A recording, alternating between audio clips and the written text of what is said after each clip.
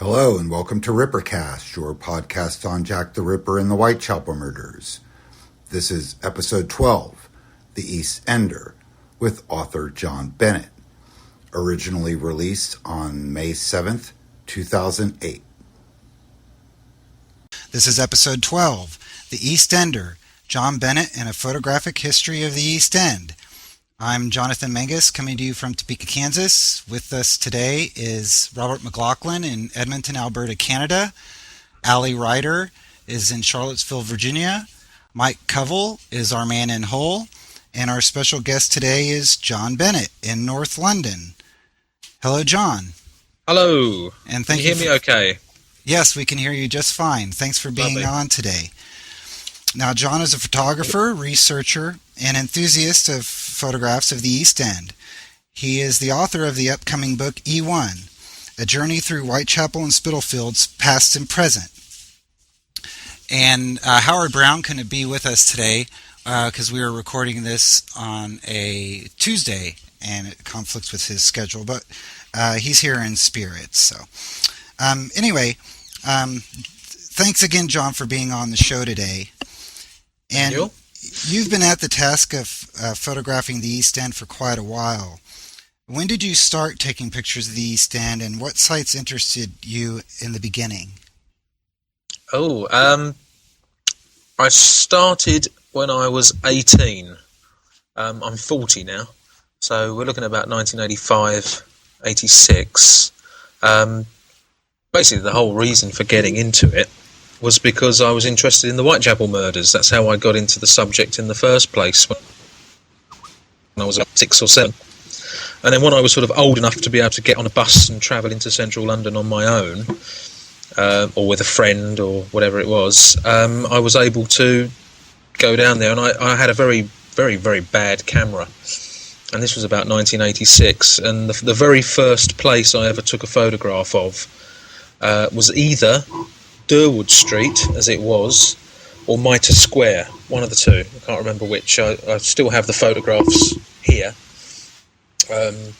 Durwood Street was particularly attractive because it was very derelict and had lots of atmosphere. Mitre Square looks pretty much like it does today, only it didn't have the flower bed, and the warehouses in Mitre Street were still there. But so I sort of went round and just sort of took photographs with a very limited camera, with very limited amount of film in it. I think each cartridge had 12 shots in it. And the picture didn't come out. So we're looking at like the mid-1980s, which doesn't seem that long ago, but a lot has changed since then. So yeah, that was the first time I started taking the photographs, and it was basically because I was interested in Jack the Ripper. You briefly mentioned Mitre Square, which you said hasn't changed, and then concluded by saying a lot has changed. What are some of the major changes you've noticed? Some of the places haven't changed at all. Berners Street, Henrique Street, whatever you want to call it, Henrique Street, I don't know whether you say it in the French way, that hasn't changed at all. But I think that's been pretty much like that since the early 20th century, sort of 1909. I think they pulled all those Dutfield's Yard down, things like that. Mitre Square looked like it does now, only it didn't have the flower bed. Hanbury Street looks the same. I mean, they've all look the same. I've been going there, but the one that has changed the most was Durwood Street, Bucks Row, which when I first went there, and there's a few other people who I know who've been there in that decade, who remember as it was. It has changed a lot. Most of Durwood Street was demolished in the very early 1970s, and they never did anything to it until about 15 years ago. So when I first went there, you had the Board School, which I think everybody knows about, but it was an empty shell, and the winos used to sort of break into it and live in it. And I think there was a fire at one point. You had Essex Wharf, which is sort of known as where Walter Purkis lived, opposite the murder spot. And then next to it you had a 1920s building called Brady House, which used to be the Brady Boys Club. And that was derelict as well. In fact, everything was derelict. How much could? Sorry. Go ahead. But basically, so basically, it was all derelict, and then where the cottages and the warehouses were, there was nothing there at all. Just sort of what you call it, corrugated iron, and it was a real state. It was a real mess, and it had been like that for 10 years, and it stayed like that for 10 years after I first went there. But now, it's got modern flats on one side. It's got a brand new, well, I say brand new, one of the newest schools in London on the other side. It's totally different. The whole atmosphere has changed. In those days, say 20 odd years ago, it was horrible, to be quite frank with you. Very atmospheric. Now, in your upcoming book E1, how much of is a Jack the Ripper book, and how much of it is just a general book on the East End, and maybe you can explain how the writing of the book and putting it together came about.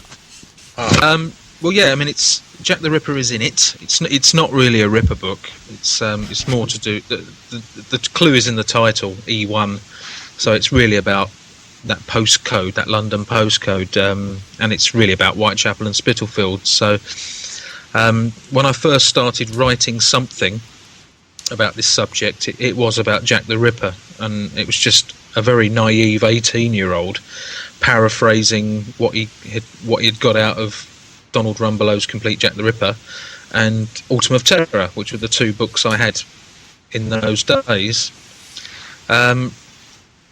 Looking back at it now, I still have the old manuscripts. It sort of reads quite well, but I sort of lost interest in it. It was going to be a sort of a factual account with no suspects. I'm not a great fan of suspect theories. And then I think you got things like Paul Begg's The Uncensored Facts in the late 80s. I think I remember that one. There's no market for it now. It's been done. Went off into sort of more towards the East End type thing, and what was developing was a sort of the Whitechapel murders and where they all took place, and what's happened to the places since, so that people can go there and see what happened to see what's become of the sites, because they've all changed. And then it became more of an East End book, and then a couple of years ago when I picked it up again, it literally become an entire book about that area, that Whitechapel and Spitalfields area. And you can almost take the book with you and walk around. Everything's done in a certain order. So the murder sites are there. Some of them are, and some of them aren't. Mitre Square isn't there because I class that as being in the city. Pinchin Street, Chambers Street, Berners Street is not in there because it's slightly off the beaten track. Castle Alley's not in there, partly because my publisher said, look, there's too much Jack the Ripper, there's so much stuff about Jack the Ripper, can you trim it down a little bit? So I felt, okay, fine, and there were so many other things that I could put in it to make it more of a rounded East End book, but still keep that in. So the Ripper murders are in there, not all of them, just where you stumble across them, and he's unavoidable. Like I said before, it's like letters through a stick of seaside rock. Wherever you go, wherever you break it open, you're going to come across something to do with Jack the Ripper somewhere. So he's there. Now, are there any other historical events that you mention in your book besides Jack the Ripper? Like, do you point out locations that have to do with the craze, or? Oh, not half. Yes, plenty. In fact, the entire book is pretty much based on so whether it's the Whitechapel murders, it mentions the Working Lads Institute and things like that, but it also mentions places where Stalin stayed when he came over in 1907 with Lenin and all that lot. I can't remember what they're called now. The Social Democratic Labour Party or whatever it was in the 1907, they came over and debated their manifesto for creating the Russian Revolution, and they did that in Fulbourn Street, which was off of Whitechapel Road. lots of things. The Tower House, the Rowton House, where George Orwell and Jack London stayed. Right down to the fact that there's a small music studio at the bottom of Brick Lane where Queen recorded bits of Bohemian Rhapsody. So I've sort of stuck little bits of that in as well. So little things like that, but also quite the Crays are in it, the Blind Beggar pub where Ronnie Cray shot George Cornell. That's in it. The Siege of Sydney Street, the Elephant Man, lots of things like that. It's basically, if it happened there in the area I've covered, I've tried to mention it. Now, John, you're one of the few people who consistently take some night shots of the East End, which turn out very atmospheric. I mean, a lot of the shots I see are during the daytime, and some of the shots you've taken, and people can see these in Ripperologist 86 and 88 and elsewhere online. Some of them make the hair on the back of my neck stand out. And I've been to a couple of the streets, and most people that go there, I mean, maybe the most atmospheric street they'll probably visit is Gunthorpe Street, the old Georgia. Yeah.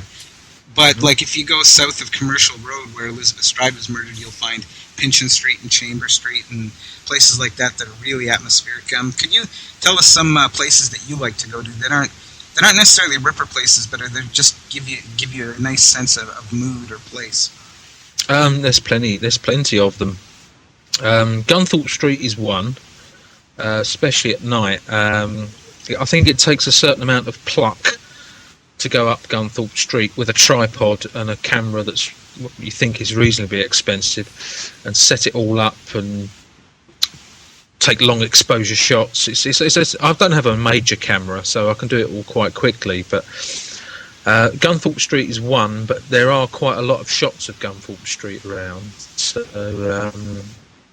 but I have done it. Certainly I've found that wherever there are railway arches, you always get a certain mood. There's some railway arches up at the top of Brick Lane. There's also those ones like Pynchon Street, like you mentioned. They're always good for atmospheric shots. Chambers Street is very good for that sort of thing. I mean, that's sort of the Ripper murder sites. But yeah, I mean, I've taken a couple of photographs of a Jew's pub at the top of Brady Street. It's got nothing to do with the Whitechapel murders or anything like that, but it's lit by a single street lamp, and it's a bit like how things were about 20 odd years ago when things had been sort of derelict for a bit and they didn't get tarted up or jazzed up as a wine bar, and it's this derelict pub, and I think that was quite a successful shot. So that was one. Certainly where railway arches are, you get that sort of thing. What was the other one? I mean, things like Durwood Street used to be flat, but now they just look like a sort of a residential street. I wish Woods Buildings was still open. I mean, people know about Woods Buildings, which is run sort of Whitechapel Road to Winthrop Street by the Board School. That's the classic thing. But there are the odd little sort of alleyways, certainly between Bishopsgate and Petticoat Lane, one called Catherine Wheel Alley. So yeah, there's still plenty of things around. If you want to gym in old style, Victorian look, they're there. When someone writes a book, they normally have a theme or something that they're attempting to convey with this book. When you do a book of photographs, specifically your book of photographs, what's your hope for this book? What's the theme? What do you want people to take your book and do with it or see from it? It's actually it's if I don't know if anybody knows the Streets of East London by William Fishman. It's quite a few people I know like it.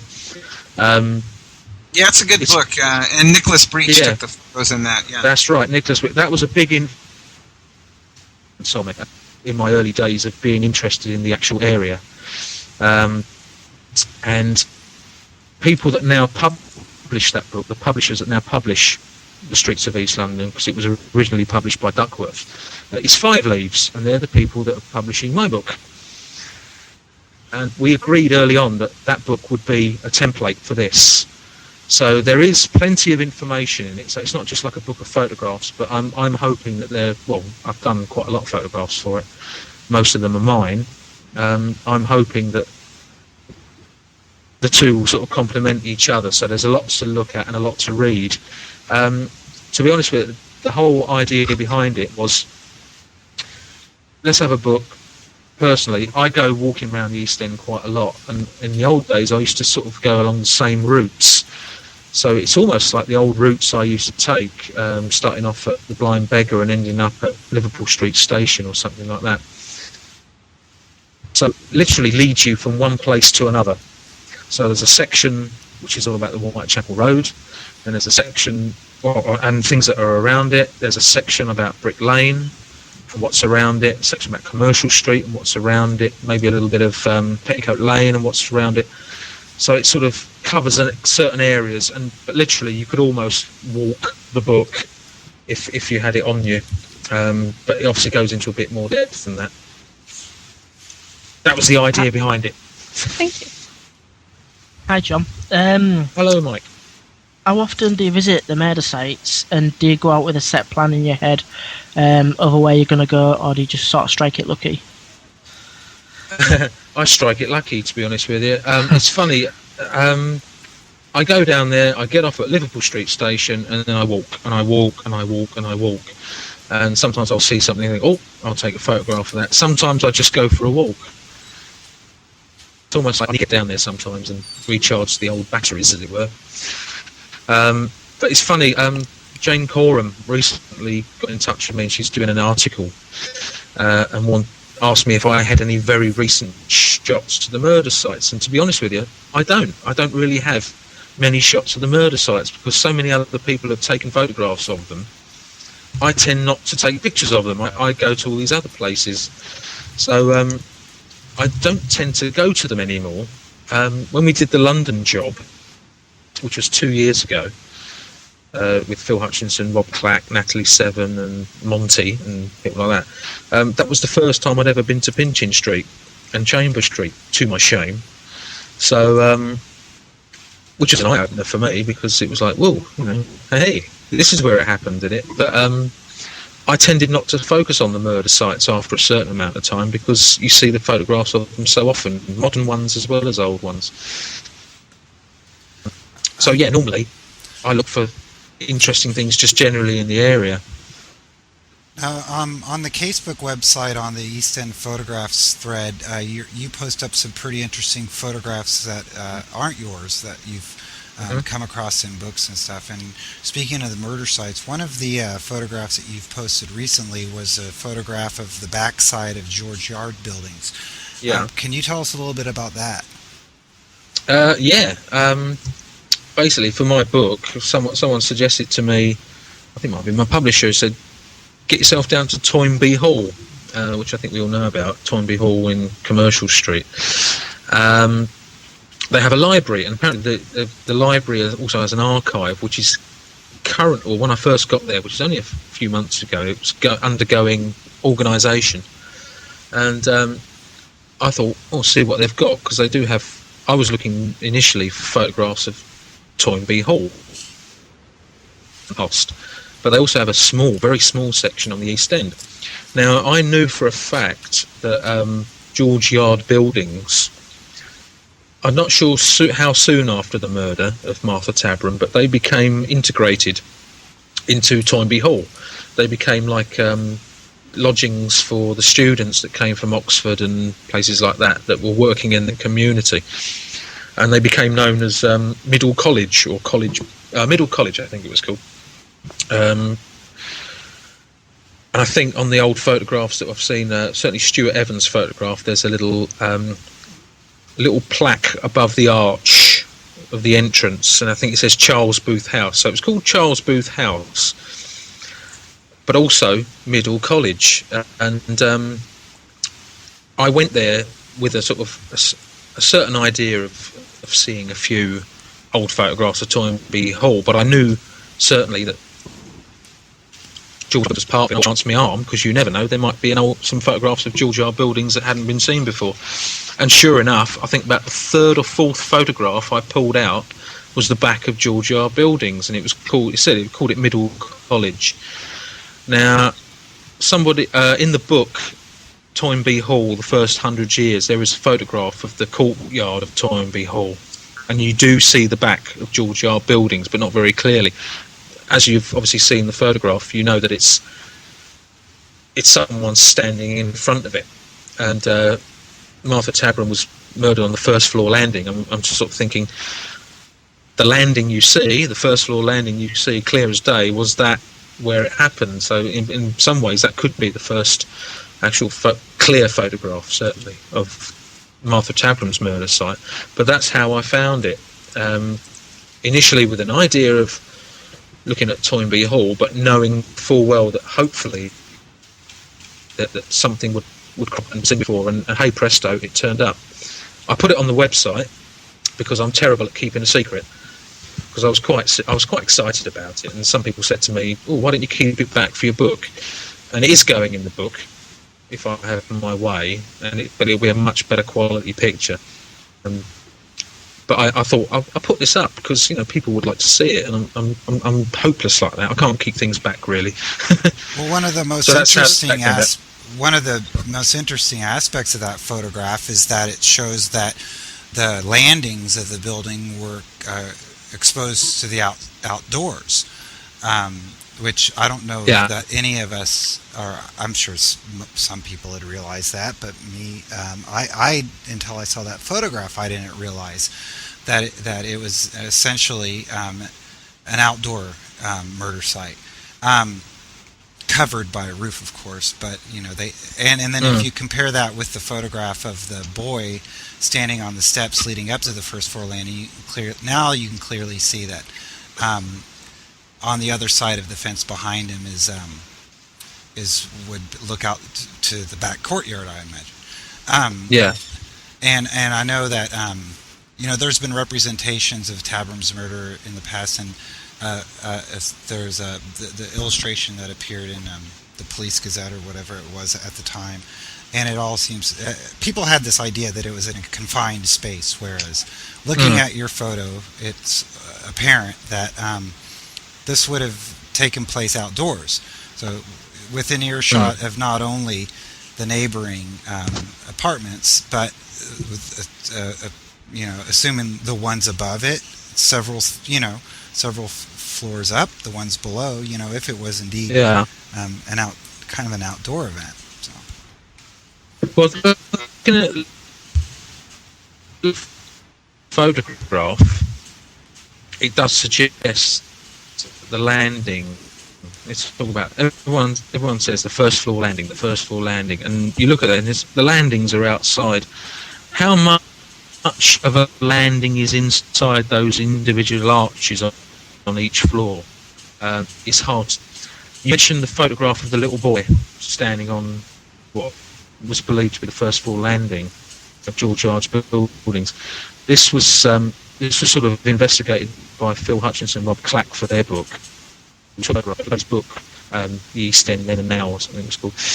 And I think they literally realised it wasn't George Yard Buildings, it was the other block next door. Oh, okay. St George's house. Actually, Bills is in a bit of dispute at the moment. Oh, okay. I didn't realize that photograph had been called into question. They had the ump about that. Okay. Well, it's obvious that photographs, like with Jonathan saying that they can lead you to new information that you didn't previously have, or a new visualization of how a scene looked. How exactly do you think photographs will help us in our understanding of the Ripper case? And how do you think that modern photographs can help us in an understanding of the case? Certainly photographs, old photographs, where they show us the murder scenes as they were. There's not that many, but fortunately a lot of the murder scenes stayed pretty much intact for a good 60, 70, even 80 years after the after the murders. It allows people 120 years on to sort of put things into their right perspective. As far as, I mean, I think people are interested in seeing what the places look like, basically because so many of them have changed. How taking the photographs of the places now affects our understanding of the case, I think, is a different thing, because it has changed so much. I actually believe that, 40 years' time, when the East End has changed again, in whatever way it's going to change, and I mean, that's another story, I think people will still be interested in the Whitechapel murders.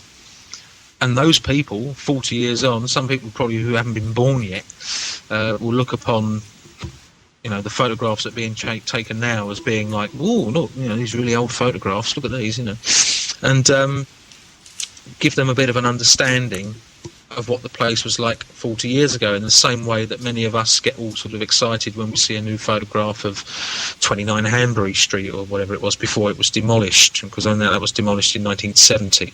In fact, a lot of that came a cropper, as they say, in the very early 1970s. In a certain time of when I was redeveloping the area, and so we get very excited about that, because obviously those photographs show them pretty much as they were, but there are things now where, like, which doesn't look like it's changed much. It's still got the atmosphere. It still looks very Victorian. I don't believe many of the buildings that are there now were there in 1888. I think even the oldest looking buildings are just after that. I think someone could correct me if I'm wrong, but it has that atmosphere, and people like to see that. And it's still secluded. It's not been built and things like that, or just been wiped out completely. So I think, in 40, 50 years, people will be looking at the photographs that, the modern ones that have been taken this year and last year by all sorts of people, and go, oh wow, that's what it looked like then, because that's certainly what's happened to me, looking back at photographs I took 25 years ago, 20 years ago. There's that constant change, but I think people's interest in the Whitechapel murders doesn't change, and when people are interested in the Whitechapel murders, often they're quite interested in what the places used to look like. Hi, John, I wanted to ask you about a day in 2006 where you, Philip Hutchinson, Rob Clack, Natalie Severin, and yourself went to a tour of various East End sites, something dubbed the London Job. One of the more interesting places that you stopped at was Shoreditch, St. Leonard's Church, and that's where Mary Kelly's body was taken to, at the mortuary beside the church. But you went on a very interesting tour by the Reverend Paul. Could you tell us a bit about that? Right, yeah. There was it'd been arranged to sort of all meet up. I think it was various people sort of saying, right, who wants to go on the London job, was how it became known. And eventually it was Philip Hutchinson, Robert Clack, Natalie Seven, me, Neil Bell, and we sort of met up. But Philip, I think a couple of days or the week before, had been to Shoreditch Church, St. Leonard's Church, and they'd been talking. I think he'd been talking to the vicar there, or the Reverend Paul, and had managed to arrange for us to have a tour of St. Leonard's Church, and I think partly for the reason because of the mortuary, and there is a building on the site of where the mortuary was. It's not the same one, but thankfully, Father Paul took us around the entire church, rang the bell for us, took us down into the crypt, told us all the stories. I think he's been the vicar there for 25 years, and so yeah, he had lots of stories. I think what the great one was when he told us about one of the first times he went into the crypt, and there was no lights in there or anything like that. He had this huge bunch of keys. He was given a huge bunch of keys and was trying them all out. And he went down into the crypt, and he went into some sort of like an arch. There's lots of arches under the crypt, obviously the foundations of the church. And he was standing on what he felt was earth. And he said suddenly that in the pitch blackness, the earth began to move. And he said he was absolutely terrified, didn't know what was going on. And it wasn't until afterwards, when he managed to get some light on it, he realised that there were coffins underneath the earth in the crypt, and they'd been covered over. But his movement of walking across this earth was the first sort of movement that had been there for decades or whatever it was. And the coffins began to sort of rise up out of the earth. And he said it was absolutely terrifying. I think one of our number got the creeps at that point. And but yeah, so he had some different stories to tell about the church, the history of it, and yeah, it was a nice bonus feature, as they say. Good day out. And you've also been able to view the September 17th letter. Is that correct? Mm-hmm. Yeah, indeed. Could you tell us about your visit to that? Yeah, that was. It's funny because I'd never heard of the September the 17th. I know it's sort of been in the eye of people in the Ripper in the field who are up on these things for nearly 20 years at that point, and I'd sort of only heard of it from what I'd seen on Casebook, and I thought, it wasn't in Stuart Evans and Keith Skinner's Letters from Hell, and so I didn't sort of know about that either from them. So, but I heard about it, and I thought, well, I'm just interested to see this thing. I'd recently, just for my book, just before then, I'd asked the Public National Archives if it was possible if I could see the Dear Boss letter, because I had an idea of having something in the book about what it felt like to actually see the real thing in real life. And after a lot of wrangling, they said yes, okay, and I did go and see it. And then there was an idea that I thought to myself, oh, maybe I should have a look at this letter, because all the photographs I've seen were black and white, up to that point anyway. And I just thought, well, I'll go and have a look, see what it looks like, look at it back and front, see if there's all sorts of, like a sort of a bit of an armchair forensic investigation, if you like. And sure enough, because I'd sort of mentioned to them that I'd been allowed in to see something else that was quite a sensitive document, as they call them. I was allowed in there, and it was in a big file. One of the things that people go on about is the fact that the ink, the colour of it looks modern, whether it's ballpoint pen or whatever, I don't know, but it looks modern, it's in that vibrancy. And funny enough, I was going through the file, waiting for this letter to turn up, and when it did turn up, I laughed. It was like, ha ha ha, like that. It was almost as if to say, oh, you've got to be joking. It did really stand out it was like a sore thumb.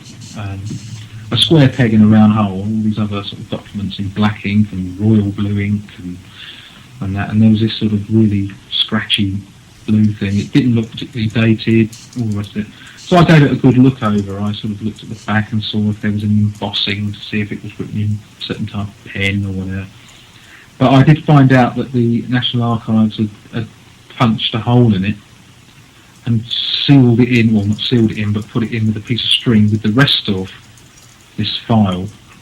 I don't believe that was the file it was originally found in. I might be wrong in that one.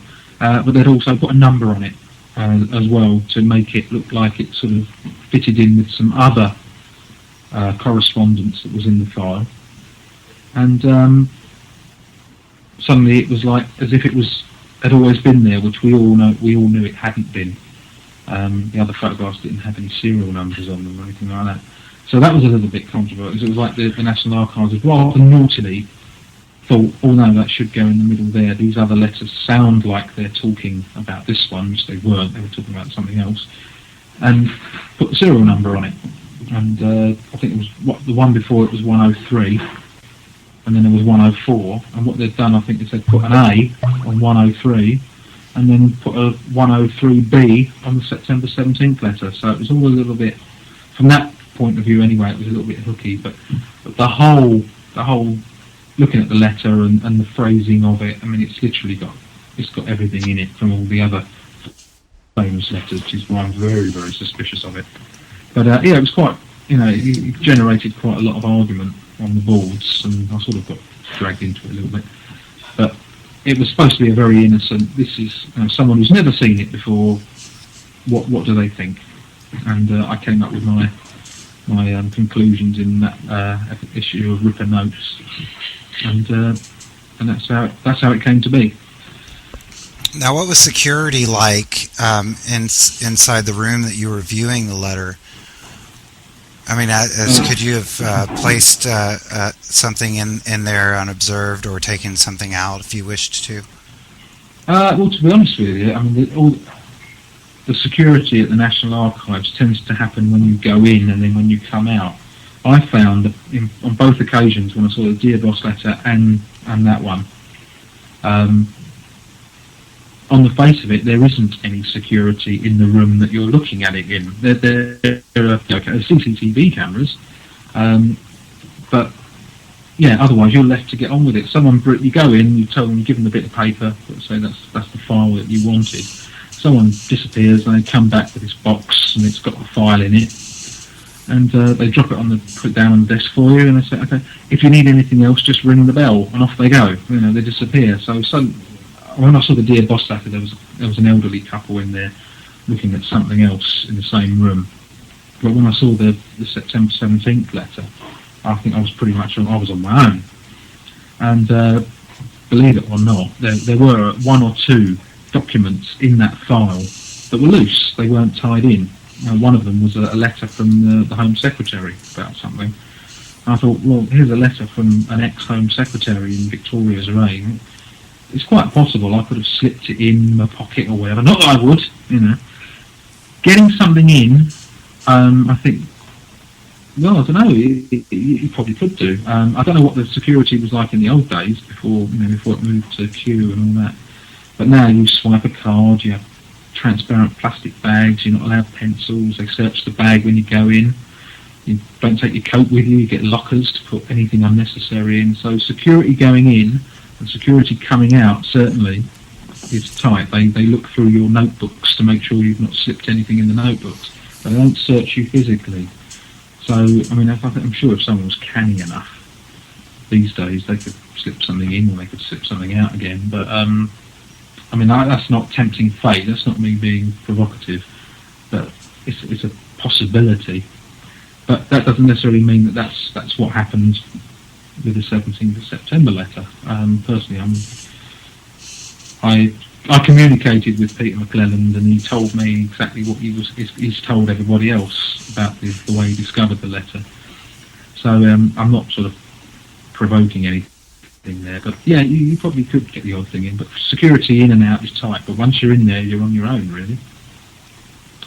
Okay. As someone who's spent a couple of decades preserving the East End on film, are you happy to leave your preservation efforts to photographs? And do you cringe when you see the East End, the old buildings torn down to give rise to modern structures, or do you just view that as progress? I have to be honest. I don't get very worked up about it for some reason. I used to a long while ago when there were a lot of sort of old buildings that were just being pulled down. I used to think, oh God, it's like the title of that thread that I brought up on Casebook. Why can't the East End be like it was? Well, obviously it can't. I don't believe it can. I think the days there was a time. There's a fantastic book. I don't know if anyone's seen it. It's called Spitalfields, The Battle for Land. It was written in the sort of early 90s, late 1980s, and it was at the end of a period from about 1966 to 81, where Tower Hamlets and the London councils were basically finding all the slums in the East End and just pulling them down. And lots of places, and I think that's probably why we lost a lot of the murder sites, because they were considered slums. Bucks Row, Hanbury Street was certainly falling to pieces, and the rest of it. So we lost George R. buildings and stuff like that. So we lost a lot of those in that decade between 65 and late 70s, early 80s. Having said that, now we're sort of in a funny situation where people are sort of talking about the fact that the city of London is trying to take over, coming in from the west, and there are big developments going on. There's a big one in Aldgate at the moment, Mitre Square is apparently going to be pulled down soon and something really big. I don't really like the new modern tower block. Not modern tower block, but this sort of shiny glass office type thing. I think they just smack too much of like, this is the big city moving in, and it's, everything's got to go, folks. Wipe everything out. Having said that, we are in a better position now, I think, because a lot of times, a lot of buildings that possibly could have gone have been preserved. They've been turned into flats and things like that. But Roughton House in Fieldgate Street, the Buxrow Board School, a great one is the Providence Road Night Refuge opposite what was Dorset Street. That's been disused for years. In fact, all these buildings have been disused for years, and instead of pulling them down like they would have done years ago, they're preserving them. So that's keeping them. To be quite honest with you, a great example of that is Wentworth Dwellings, which we all know about.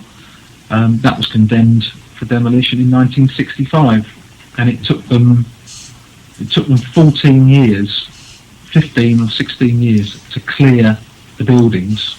So they were clear by 1982, and then they were derelict for 7 years, and then they preserved them, and now they've been renovated.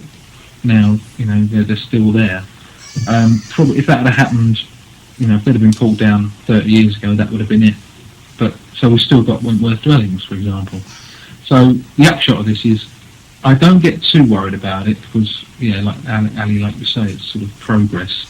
I don't necessarily like it, but I think we are in a good position, better position at the moment because of the way that sort of people are trying to preserve these old buildings and just use the actual structures of them rather than just pull them down and stick up a load of concrete in their place. All right, Mike in Hull, do you have a question? Yeah, short course. In Hull, there are several laws in place to stop people taking photos of transportation interchanges and shopping centres. Have you ever had any trouble whilst you've been in the East End taking any of your photos? Well, what, from official authorities, you mean, rather than winos? Yeah. Yeah. I've had plenty of trouble from winos. Got some great stories about that. But no, not in the East End. No, I think it's sort of outside of the Ring of Steel, sort of they call them, the City of London. I think since there were some big terrorist bombings in the early 90s, late 80s, I think, they set this thing called the Ring of Steel. So if you're walking up Houndsditch or Duke's Place in Mitre Square, there's a couple of booths there for policemen to sit in. You don't see them that much these days. Inside the city, inside that Ring of Steel, yes, I've tried to take photographs of some of the really big office blocks, like the West Tower, which at one point was the tallest building in the country before they built Canary Wharf. And a guy shouted out for me. He must have been about 300, 400 yards away. I couldn't even tell where the voice was coming on. He went, "Oi! Oi, no! Oi! Stop it, mate! Oi!" He was like that. I thought, where's that coming from? And I could see this security guard waving at me while I was trying to take this photograph. And it was, you're photographing a sort of a big, important office building, obviously with an eye to sticking a bomb under it. So they don't let you. But in the East End, and also in Canary Wharf at the moment, you can't take photographs in that area near Canary Wharf. Two big, huge fat policemen with a dog will come up to you and say, "Sorry, go across the bridge and take a photograph elsewhere," for similar reasons, because it's a big business centre. It's quite an important place. But the East End, no. Unless it's someone saying they don't take pictures of me, man, or something like that. But I've never had that, so no, I don't get trouble. Not in the East End. In the city, yeah. John, back to your book, E1. How many photographs are contained in this book, if you have any idea? And what's the appearance of the book going to be? Is it going to in a hardback or paperback? Or you had mentioned that you could bring it along on your walks in the East End, and I was just curious as to the size. We mentioned earlier on, I don't know if we got it, but we mentioned earlier on about The Streets of East London, Bill Fishman's book, which has been in print since 1979. The publishers that are publishing mine now publish that. It's going to be that sort of format. We agreed our publisher and I, we agreed that it was that would be like a benchmark format to work from. So it is going to be paperback, A4 size, lots of photographs, but hopefully lots of the text. There's a lot of text in it as well. So there's a lot of photographs. I think it's divided up into about 9 or 10 sections. And I think each one can have up to 8 photographs in it, some of which could be full size. We're just done the second draft. The publisher's got the photographs now, so whether he wants some more or not, I don't know. But some are going to be big, some are going to be small. So you're looking at about maybe 60 photographs in the book, which in some cases is not a lot. But if they're going to be like full size, and I may get asked for some more because the Streets of East London has quite a lot of photographs in it. But most of them are my own. Some of them will be archive photographs from Tower Hamlets local history library or London Metropolitan Archives and places like that. So, and a lot of them are mine that have been taken very recently. There's a couple that I took about 10 years ago of Rowton House, Tower House in Fieldgate Street, and it was derelict, which is a fantastic subject. And I managed to find one of them old ones, so that's probably going to be in it as well. So yeah, you're looking at about 60, 70 photographs, I think. So it's very picture heavy. All right, wonderful. Now, what are your favorite Jack the Ripper themed books? Jack the Ripper themed books. I'm not a great fan of suspect books. I buy them, don't get me wrong, but when I see something that pops up in the shop that I've not seen before or not had before or not come across, I'll try and pick it up. I've got a big shelf full of Jack the Ripper books. Probably I've got a soft spot for the ones that first got me into it in the first place, which is Autumn of Terror and Donald Rumblow's Complete Jack the Ripper. Funny enough, I've got a Complete Jack the Ripper I've had since 1981, and a couple of weeks ago I bumped into Donald Rumbelow on his tour and harassed him and said, "Hello, I haven't been on the tour, can I buy a copy of your book and sign it for me?" And it's the new updated one, so that's a nice one to add. Because that's what I sort of brought up on that. But I'm looking at my shelf now. Things like Paul Begg's The Facts and Philip Sugden, I think they're great because, as far as I'm aware, they just sort of really say it how it was. They're not very suspect based. The Jack the Ripper A to Z, my one's falling apart. It's I think that's terrific. Once I pick that up, I end up flying all around it. So I'm really looking forward to the new edition of that. Letters from Hell, Stuart Evans. Stuart Evans' books always sort of get me. The Source book is a good one. So there's a lot of them, but also I quite like the final solution, which is probably the first one I read all the way through from start to finish, rather than picking away at it over time. And I think I mentioned this before to somebody. Ivor Edwards' Jack the Ripper's Satanic Rituals, or whatever it was. Just because they were just interesting to read. I don't necessarily agree with the theories, and the Maybrick one as well. Totally disagree with the theories behind them, but for some reason they sort of kept my attention. But I certainly like the more factual ones and the ones you can dip into and get what you need. But when you want it, I think they're indispensable. John, if there's any listeners out there with any Victorian family photos or photos showing the East End in the Victorian period, what would you say to them? Give them to me now. Immediately. It'd be great. It'd be great if someone sort of I just wish only one day that I'd be speaking to somebody somewhere and they'll say, my grandfather lived in such and such a place, or we lived in Rothschild buildings, or whatever it was. We've got loads of photographs of the local area, or I know there are people around who've got lots of pictures of the area, but I don't know them. They tend to be professional photographers, and like we said earlier on, that I post photographs on the site, on websites that I've found taken by other people.